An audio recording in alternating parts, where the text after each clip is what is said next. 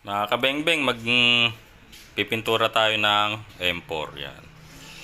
Pinturahan natin to. Baguhin natin ng kulay. Ha? Abang-abang lang kayo dyan mga kabengbeng. First coating tayo mga kabengbeng. Yan. Yan. Tan color muna, tan.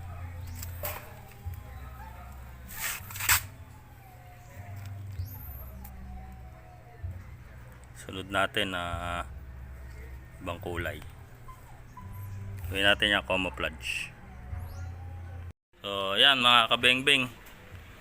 Ano pong tingin nyo sa aking pagkakagawa?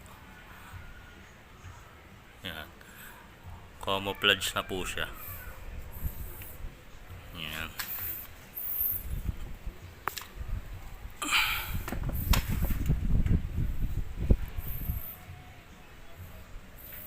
Hindi na makikita sa gubat yan.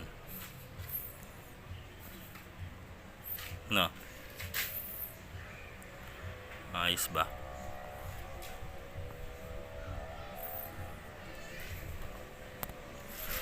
So, yan po yung ating finished product.